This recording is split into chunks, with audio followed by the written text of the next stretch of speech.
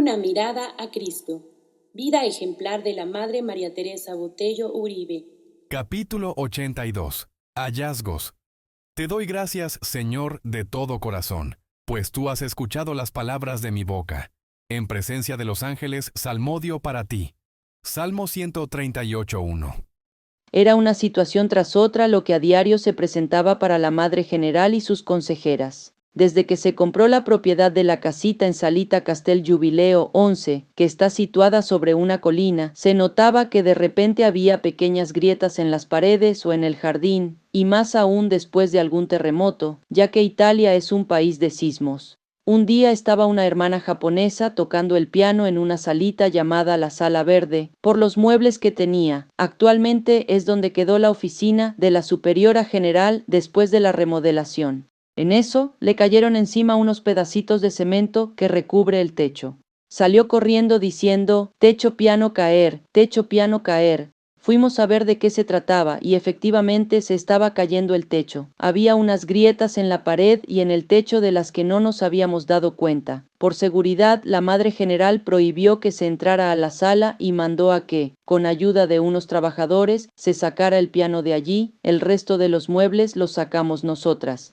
Llamó a unos ingenieros del Vicariato de Roma, expertos en la materia. Revisaron toda la casa y el terreno completo. En las grietas principales se colocaron monitores de grietas en algunos puntos estratégicos. Estuvieron revisando toda la propiedad y después de un par de meses se dieron cuenta de que día con día se abrían. Vieron que había una gruta al fondo del jardín, en un lugar que llamábamos Viale delle Rose, donde echábamos la basura del jardín y le prendíamos fuego, echando agua después de unas horas. Por años así se había hecho y nunca se llenaba. Llamaron a un geólogo que se metió a la cueva para revisarla y encontró que, a un determinado punto, había sido sellada con una pared de rocas y cemento, por lo que ingresó también a unas cuevas que estaban siguiendo la colina, cerca de la parroquia, para ver si se comunicaban entre ellas. Los ancianos del lugar contaban que de niños durante la Segunda Guerra Mundial se escondían en esas cuevas y que la cueva de la casita era muy profunda, que se escondían cientos de personas en ella. Se creía que antiguamente se unían las cuevas. Después de un minucioso y costoso estudio por parte de los expertos ingenieros, la Madre María Teresa Botello recibió un telegrama donde se decía que era necesario evacuar la propiedad por peligro a que se derrumbara en cualquier momento y se provocara un accidente. Esto dejó helada a la Madre General. Había que tomar una decisión rápido. No era una orden que se pudiera discutir. Había un tiempo de plazo por parte de las autoridades. La casa general es en realidad una casita, como su nombre lo dice, o más bien dos casitas que forman un conjunto. Desde que se compró, hasta esa fecha, 1996, en la parte que ahora es solo de oficinas y capilla, era habitable. Es decir que la Madre General y las consejeras tenían sus cuartos y allí mismo, a un lado de la cama, su escritorio. Había una bodega y un cuarto con unas 6 camas llamado el común de vírgenes, con el techo tan bajito que todas las que allí dormían se pegaban en la cabeza y tenían que caminar semiagachadas ahí, y unas 3 recamaritas más en la parte superior, arriba cerca de la sala capitular. En ese módulo estaba la oficina de la causa de beatificación, la secretaría, una mini biblioteca y una mini salita de comunidad. La capilla la formaban 2 cuartos unidos en la planta baja. Fue un milagro que no se cayera esa guardilla, donde dormían varias jóvenes, sobre los cuartos de nuestra madre y de la madre.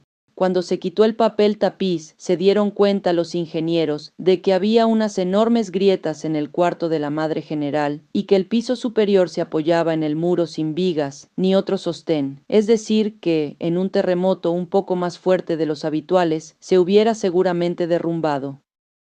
Desalojar la casita no era nada fácil. ¿Y a dónde mudarnos? ¿Y nuestra madre?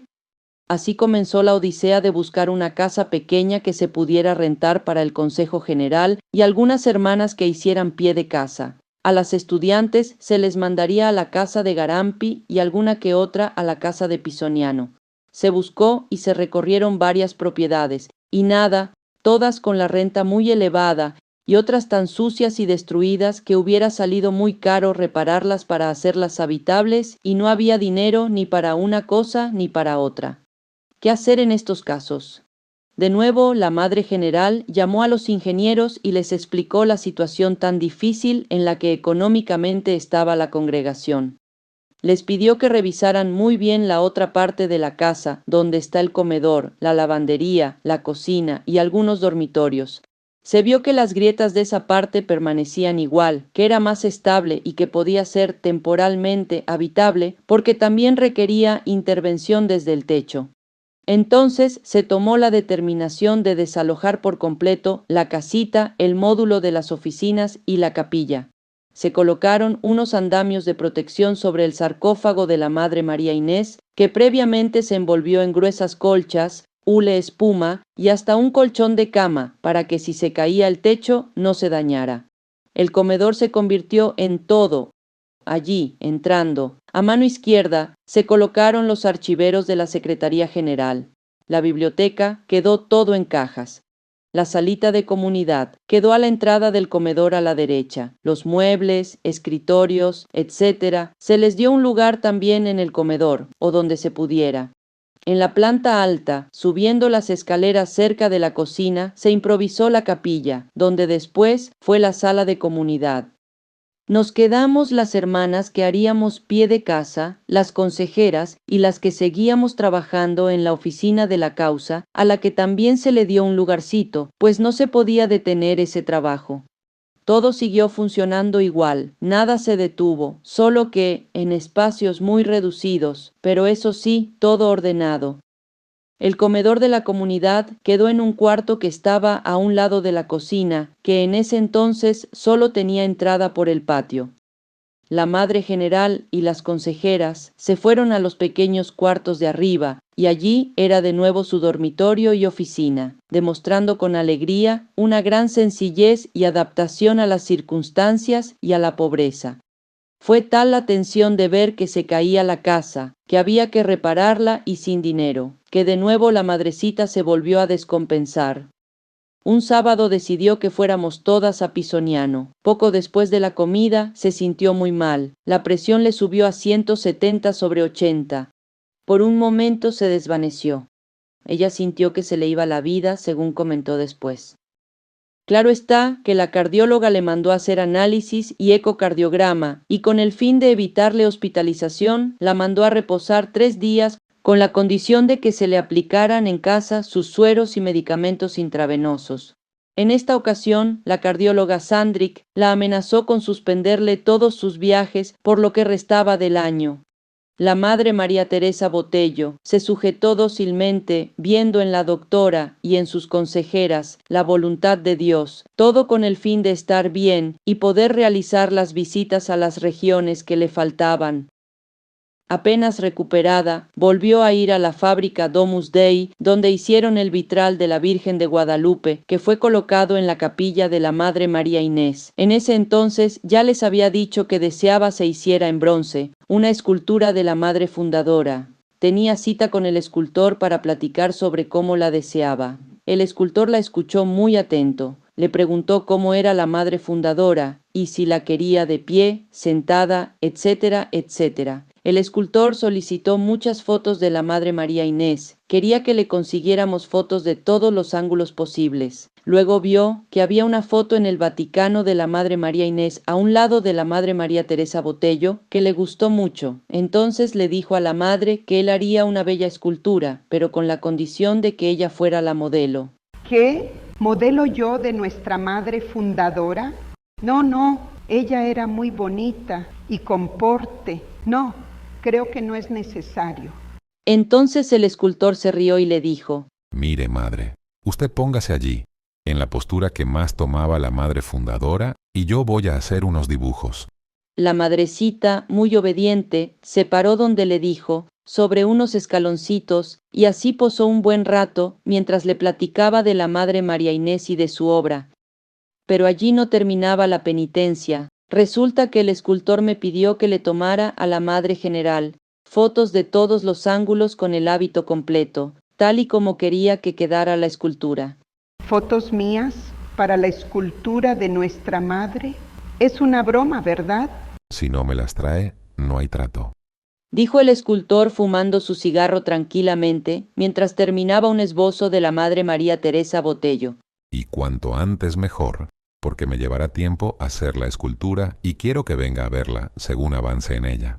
Así que, una vez en la casita, en un momento que le fue posible, la madrecita muy obediente, se puso su hábito de gala con sus zapatos de tacón, colocó las manos como las ponía nuestra madre, y le tomé fotos desde todos los ángulos, tal y como lo había solicitado el escultor de la Domus Dei. Mientras le tomaba las fotos, se la pasó diciendo que, si las hermanas se enteraban de que ella posó para la escultura, y que, si sabían lo de las fotos, no les iba a gustar la escultura. Así que me dijo que no lo comentara. Yo le di mi palabra, pero de antemano le dije que no lo diría mientras ella viviera, ya que yo no veía nada de malo en lo que el escultor pedía, y que tampoco era malo que las hermanas se enteraran en el futuro. Por eso ahora con libertad lo comparto, porque es un detalle de amor muy bonito, de parte de la Madre María Teresa, hacia nuestra madre y hacia la familia inesiana. Ella deseaba que hubiera una escultura bien hecha para las generaciones futuras.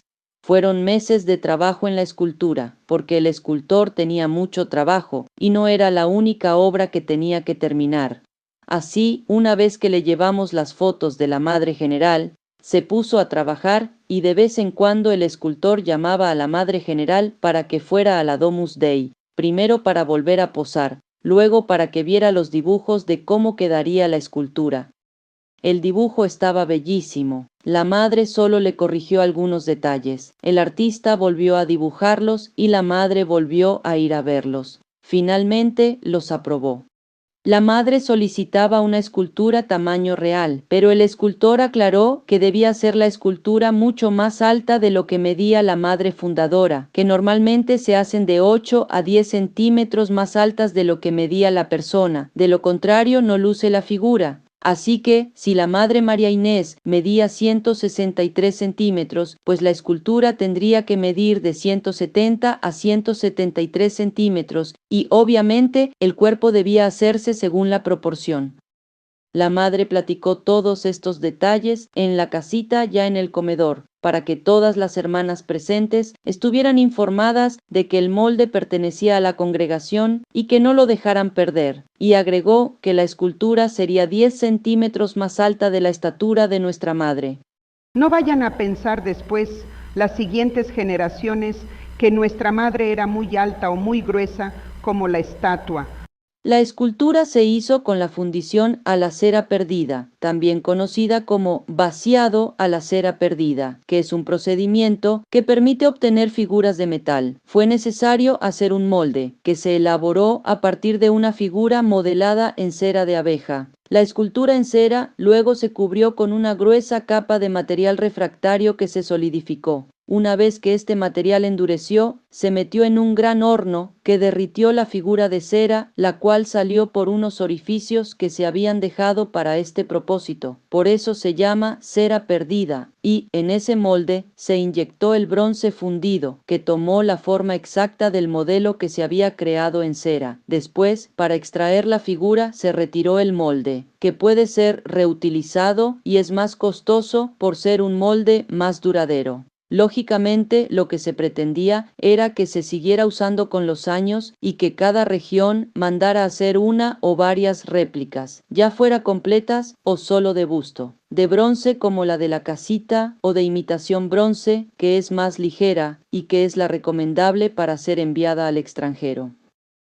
Le explicaron a la madre que el molde pertenecía a la congregación, la fábrica de Domus Dei, únicamente lo guardaría por tener mayor espacio, pero si algún día se deseaba llevar a algún almacén de la congregación en Roma, se podía pedir. Esto le agradó y hasta pensó en la forma en que se podría guardar el molde en la casita, después de su reconstrucción. La Madre María Teresa Botello tenía mucha prisa, tanto en consolidar el carisma inesiano, como en hacer todos los arreglos necesarios sobre nuestra Madre Fundadora, todo lo referente a su causa de canonización, el traslado de su cuerpo, dejar hecha una escultura oficial. No quería que nada se quedara sin hacer o se retardara por negligencia. Poco a poco fuimos vaciando la casita. hasta que quedó lista para que iniciaran los trabajos de albañilería. Al inicio, se pensaba en meter unos cimientos para reforzar y en reforzar toda la casa. Aprovechar también para construir una buena capilla que fuera más grande y funcional, por lo que desaparecería la capillita, la oficina de la Madre María Teresa Botello, la escalera, el baño, los cuartos de arriba, la guardilla que se usaba para dormir, respetando únicamente el mausoleo de nuestra Madre. Pero conforme pasaron los meses y avanzaba la obra, empezaron los problemas. Los muros, que eran muy débiles, había que reforzarlos. La estructura exterior no se podía tocar por no haberlo autorizado el ayuntamiento. Así que tomaron fotos para que se respetara. Todo el interior prácticamente tuvo que ser modificado. Pero ya para eso teníamos encima a los de arqueología, ya que en toda Roma, o más bien dicho, en toda Italia, donde quiera que se excava, es muy probable que se encuentren ruinas antiguas, de diferentes épocas, como fue el caso de la casita, y eso afectó mucho, porque todo se hizo más lento, pero sobre todo más costoso, ya que los arqueólogos tenían que limpiar con una brocha cada piedrita, tomar dibujos, medidas, fotos, etcétera, etcétera, de todo cuanto se fuera descubriendo. La oficina de arqueología se llevó vasijas, esqueletos, monedas, etcétera, todo cuanto se encontraron de las diferentes épocas, desde la época de los romanos hasta las diferentes construcciones que se edificaron al pasar los siglos, y todo el trabajo de arqueología también lo debía pagar la congregación. Después de meses y meses de tener a los de arqueología deteniendo la obra, finalmente volvieron a cubrirlo todo con una capa de piedra especial tipo pómez, luego con otra capa de arena y hasta después el cemento. Aunque hubo sitios en los que se dejó un espacio entre las ruinas y el piso, los arqueólogos estaban seguros de haber encontrado indicios de que justo bajo la casita estaba la Basílica de San Miguel Arcángel, e incluso hoy en día así está marcado en Google Maps. El Miqueleion fue la primera basílica de la cristiandad dedicada a San Miguel Arcángel, construida por el emperador Constantino. Por menciones muy antiguas, se sabía que estaba en una colina a las afueras de Roma, en la 7ª milla en la Vía Salaria, que era la conocida Ruta de la Sal. El Martirologio Jeronimiano, el más antiguo catálogo de los mártires cristianos del siglo V, atestigua la existencia de esta basílica y a la cual el Papa fijó su dedicación para el día 29 de septiembre. También en la Liber Pontificalis se menciona que el Papa Símaco, 498 a 514, amplió la Basílica del Arcángel Miguel, construyó un tramo de escaleras y la suministró de agua. En el Sacramentum Leoniano, que se remonta a mediados del siglo VI, también se habla de su existencia, y en el itinerario de Locis Sanctis Martyrum del siglo VII, se hace una referencia a la Vía Salaria, y que la iglesia de San Miguel se encuentra en la 7ª milla de este camino, y la pone en el elenco de las iglesias más visitadas por los peregrinos de esa época. Entre guerras, saqueos, terremotos y a lo largo de los siguientes siglos, la basílica quedó destruida y enterrada, como muchos otros edificios del periodo romano. Hay un artículo de Aleteia, de Daud María Paola, del 29 de septiembre de 2020 que dice: Fue en el 1996, durante la reestructuración de un edificio de propiedad de las Clarisas que se encontraba justo en la zona, que vino a la luz esta joya arquitectónica y de fe, muy importante para la iglesia. Ubicada en una colina a las afueras de Roma en la famosa Vía Salaria, la Ruta de la Sal, en la 7ª milla, en la actual zona de Castel Giubileo. Aunque la basílica no se conserva y el Departamento de Arqueología de Roma decidió no dejar expuesto al público los pequeños hallazgos de restos, lo importante es el testimonio de la gran devoción y culto al Arcángel San Miguel, ya desde tiempos muy tempranos del cristianismo. Era de imaginarse que estos hallazgos arqueológicos afectaran al plan original de la reparación de la casa. Los costos se superelevaron porque fue necesario cubrir el sueldo del arqueólogo, el dibujante, los ayudantes, albañiles que les ayudaran en todo, camiones para ir sacando escombro, etc., hasta el transporte de las piezas arqueológicas que se llevaron los del Departamento de Arqueología, porque la otra alternativa que daba el gobierno era la de expropiación de la propiedad, y eso sí que no lo iba a permitir la madre María Teresa Botello. Ella defendió la casita, hizo todo lo que fue necesario para evitarlo. Le dijo al arqueólogo un día: no les daremos el gusto de quedarse con la propiedad, y menos cuando aquí están los restos de nuestra fundadora. Ella un día será beatificada. Usted haga su trabajo y ya déjenos terminar la reparación.